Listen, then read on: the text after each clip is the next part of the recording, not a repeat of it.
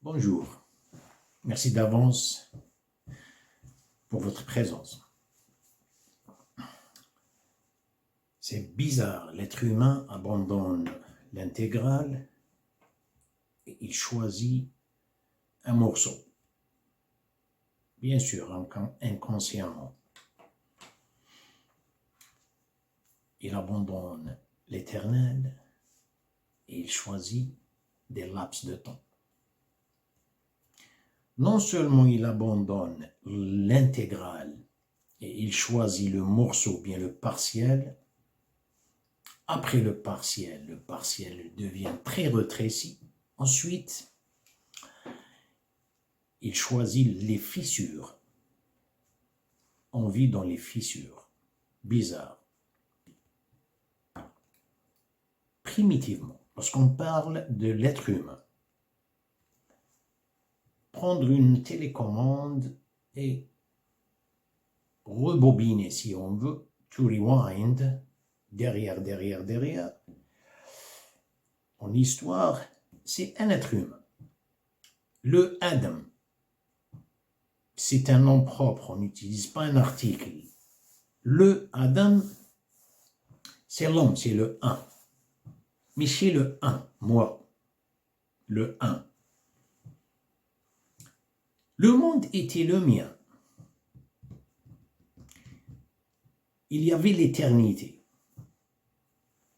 L'immensité de l'existence, ma conscience, elle n'était pas universelle uniquement, elle était cosmique. Qu'est-ce que ça veut dire? Cosmique qui veut dire la conscience, elle a l'espace du cosmos, qu'on appelle macrocosme. Et moi, je suis le microcosme. L'éternité était là-bas. Ensuite, il y a le deuxième qui est sorti du moi, de moi-même. Ensuite, à partir de 2. 2 et 2, 4, 4 et 4, 8, 8 et 8, 16, 16 et 16, 32, 32, 32, 64. On voit l'humanité. Il y a le deuxième. Le deuxième. Pourquoi on dit l'être humain abandonne l'intégrale et choisit le partiel? Bien sûr. Il y a le deuxième. Entre moi et le deuxième et le troisième, ces distances, cet éloignement, pourquoi? Il existe, on ne peut pas demander ça. Questionner Dieu, pourquoi? On doit penser. Il y a une distance, un éloignement, un segment. Voilà ce qui se passe ici. C'est une mesure, c'est une dimension. Elle doit être comblée. Elle doit être emplie. Elle doit être remplie. Elle doit être utilisée, cette dimension.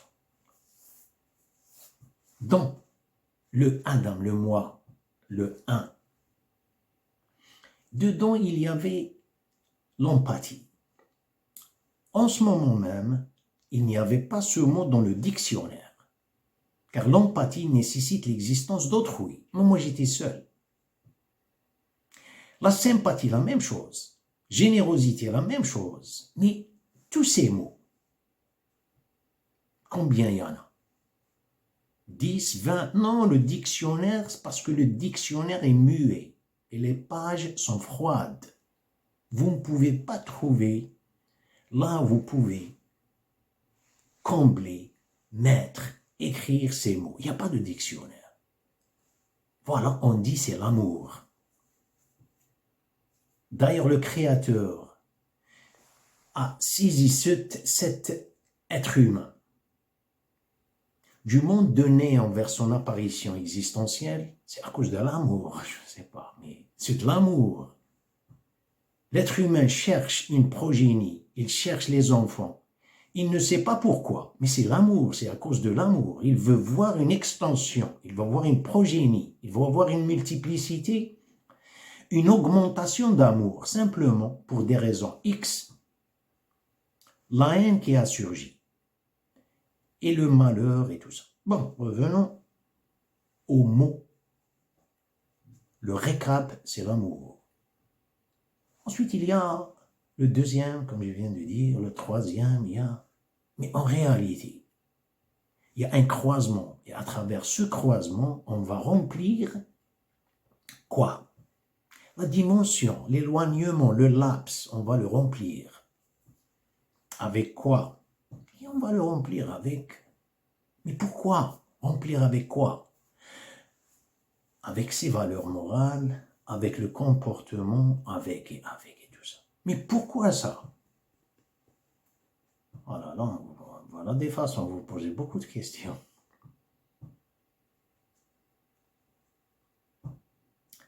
Je ne peux pas répondre à cette question.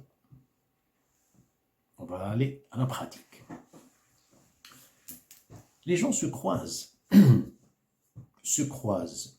en tant que piétons, se croisent avec les cerveaux.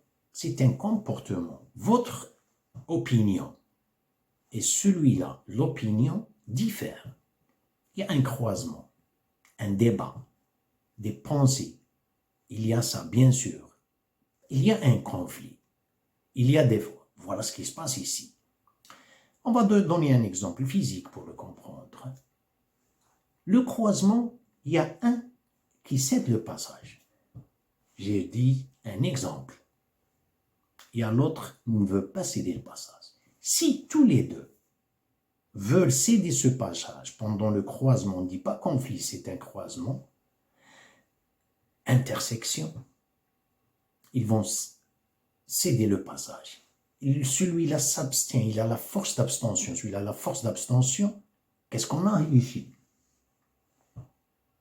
Dans ce segment, il y a une dimension. Mais qu'est-ce qu'il y a? Il y a le carrelage. Il y a le gazon. Non, je ne parle pas de ça, bien sûr. Parce qu'il y a dans le cerveau. Ah, j'ai oublié de préparer l'élastique. Ce qui reste dans le cerveau. Je ne parle pas de l'espace ici. Ici, c'est 2 mètres carrés, je sais. Tous les deux. Il y a la tolérance. Voilà où réside la tolérance. Il y a générosité. Il y a la politesse. Il y a le civisme. Et il y a, etc. Et encore. C'est uniquement ça, à cause du civisme. Je ne vais pas diminuer ma réputation, je me comporte poliment devant les gens. Ça s'arrête là. Regardez, ils ont laissé tous les deux. Bon, on a une autre personne qui ne veut pas laisser le passage. Celle-là, elle a une action un peu offensive. Mais l'autre avait la présence d'esprit et elle avait cette force d'abstention. Elle a cédé le passage, elle l'a donné. Elle a donné quelque chose, bien sûr. Cette personne avait donné quelque chose. Donner, c'est ça. Donner, c'est ça. Mais elle s'est désistée. Elle a laissé un espace de 2 mètres carrés. Elle lui a donné. Céder le passage, c'était une question de temps. Il passe, ensuite je passe. Il n'y a rien de grave. Je parle un exemple. Je parle pas de gens qui veulent me dire on est des piétons et on conduit. Non, j'ai donné un croisement de cerveau. Celui-là a donné. Mais regardez ce qu'il avait donné à partir du moi. Regardez cet élastique. Il a donné, regardez ce qui se passe dans le cerveau. C'est de 2 mètres carrés. Dans le monde objectif externe, extérieur, dans le cerveau, 2 mètres carrés. Ah là, c'est une question. 2 mètres carrés. Je suis en train de montrer ma réputation envers le civisme. Les gens me connaissent. Je suis le maire. Je suis le avec un article défini et majuscule. Mais quelqu'un qui le fait, il le fait avec la présence seigneuriale. Ici, ça diffère, car qu'est-ce qu'elle fait la présence seigneuriale? Et qu'est-ce qu'elle fait la présence audience spectatrice des individus? Attention, l'audience c'est le laser que moi, responsable, je le générer le laser du monde externe vers ma conscience, je m'expose à cette vue comme un laser et les répercussions, l'effet de cette laser dépend de cette audience spectatrice. Si elle a un centre de gravité, elle me centralise, elle me donne un espace. Si elle est ponctuelle, elle me ponctualise et elle me temporise. Mais si elle vient de nulle part, qui est le cas de la vue seigneuriale, que moi, volontairement, je m'expose avec ma conscience intentionnellement, ou je ne sais pas comment on dit, intentionnellement, elle vient de nulle part, mais moi, je deviens le partout. Car elle n'a pas de place, d'espace, elle n'a pas de temps, elle m'éternise. Vous saisissez ce que je veux dire? Donc, quand on parle de 2 mètres carrés dans le monde externe, dans mon cerveau, c'est 2 hectares. Bien sûr, ces 2 hectares et les 2 hectares se multiplient. 2 hectares se multiplient, comme on va voir ça. Regardez ce qui se passe avec celui qui a la présence d'esprit. Et pourquoi on a posé la question, j'ai dit, pourquoi la dimension entre les deux? Elle va être remplie par quoi et pourquoi? Justement, il y a tout un travail sur soi pour revenir au moi primitif, primordial. J'avais l'éternité. Elle était chez moi, elle était en moi, dans mon âme. Il y avait l'éternité.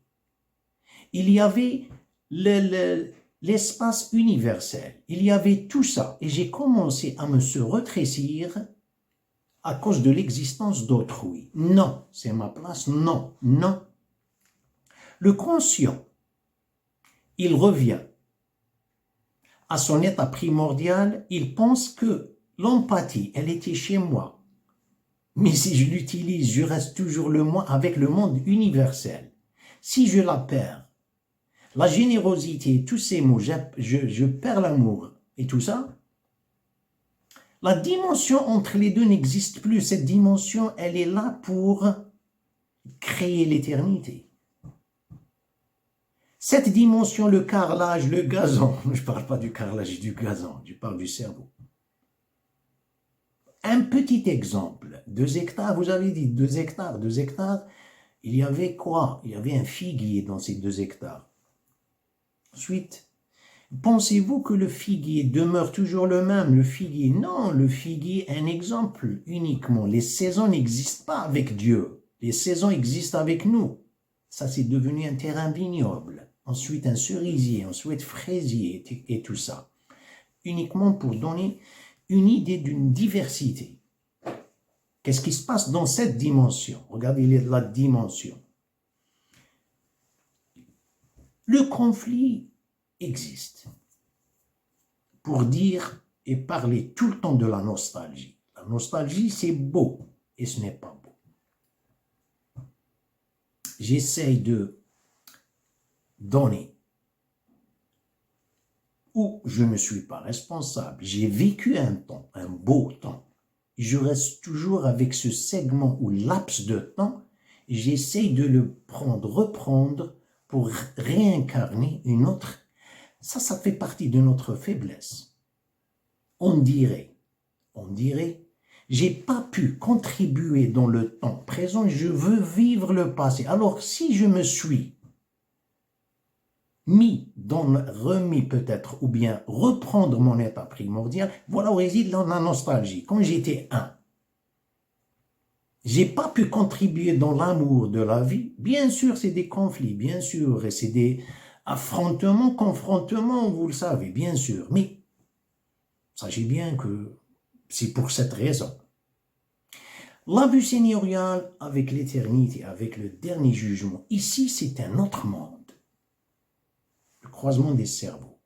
Ici, on ne parle pas de figuier, un terrain vignoble, je ne parle pas de ça, ça c'est une idée, juste pour comprendre. Voilà le cerveau. Dans le cerveau, dont on parle d'un monde physique, psychique, métaphysique. Mais c'est au-delà de l'espace. Voilà ce qui se passe. Il est en train de remplir cette dimension, elle est là pour la remplir avec l'éternité. Et l'éternité réside ici, pour revenir à mon état primordial. Bon, Dieu n'a pas exclu le fait que l'être humain va vivre ce conflit. Il dit dans un verset, je vais l'annoncer en arabe, ensuite en français, votre création et votre résurrection, c'est comme un seul âme. C'est uniquement, vous êtes un seul. Si vous savez ce que vous êtes en train de faire, ce que vous le faites, il est dans vous. C'est comme si je veux essayer cette action, essayer de faire cette expérience. Vous avez un sac là pour putting bull, comme on l'appelle. Vous poussez ça. Vous avez poussé le sac. Touchez l'inférieur de votre bras, qui est le triceps. Vous allez le trouver contracté. Il se contracte. Alors l'action, n'importe quelle action, elle rebondit et elle laisse des répercussions dans le corps. C'est un muscle qui se contracte. Avec l'intention, elle va être enregistrée.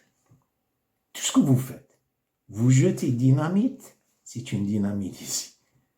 Vous plantez un arbre comme celui-là, votre arbre est ici. Bon, c'est un être humain, il est en train de faire à autrui, mais il est en train de le faire à soi-même quand il était dans son état primordial. Maintenant, concernant les groupes, il dit, les gens étaient une communauté. Ils étaient tous avec la même mentalité, même objectif. Ensuite, il y a un conflit entre les gens. Un conflit, les gens, chacun, même les penseurs, même les philosophes, même les gens, il y a un conflit. Quand Dieu envoie, par exemple, ces prophètes, avec le livre, c'est pas prophète qui va parler comme ça, comme les gens le pensent, ils sont des héros, ou c'est des philosophes. Non, c'est la ligne verticale qui vient du haut, elle est concentrique avec le cerveau de l'être humain. C'est-à-dire, Dieu va vous dire ce que vous avez déjà comme logique prédisposée dans votre cerveau. Il n'est pas en train de combler, de encombrer. Non, ce qu'il vous donne, c'est uniquement confirmer le confort. Il dit, il y en a des gens qui l'acceptent, tout d'un coup, l'amour revient entre eux. Il y en a d'autres qui le rejettent. Voilà ce qui se passe ici. Les gens formaient à l'origine une seule communauté.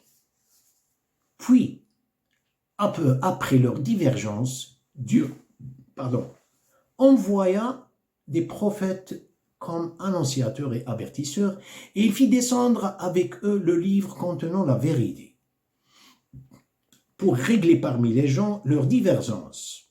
C'est-à-dire essayer d'avoir le seul dénominateur commun. Parmi eux qui aiment ça, parmi eux qui le rejettent. Mais voilà ce qui se passe après, et l'être humain se retire, comme je viens de donner l'exemple du croisement, se retire, l'autre se retire. Je veux dire, c'est pas comme dire, c'est avec une offensivité. Offensif, les paroles sont devenues offensives. Est-ce qu'ils ont laissé un espace lorsque les deux décident de ne pas être tolérant, de ne pas être généreux, de ne pas être sympathique, de ne pas être empathique, de ne pas. Alors tous les deux sont là. Est-ce qu'ils ont laissé un espace? Il n'y a pas d'espace. Regardez, il n'y a pas le carrelage, le gazon qu'on vient juste de citer. Il n'y a pas. Les deux. Ici vient l'idolâtrie. Qu'est-ce que c'est que l'idolâtrie? C'est les feux tricolores. J'ai donné un exemple. L'institutionnalisation des émotions qui va leur donner le partage. Avant, c'était leur partage. Ils peuvent vivre avec harmonie, amour. Non, l'être humain n'aime pas ça. C'est mon droit, c'est mon droit. Mais est-ce qu'il y a ici, dans ce cas, est-ce qu'il y a un espace dans le cerveau? Il n'y a pas d'espace. Pour cette raison, on dit l'intégrale est devenue un morceau. Est-ce qu'il y a de temps après? Ils ont saisi tous les deux. Le non, saisi quoi? Ils ont saisi le rien en pensant qu'ils n'ont pas donné, c'est-à-dire avec une déprivation, chacun s'est déprivé. Forme pronominale, l'autre aussi.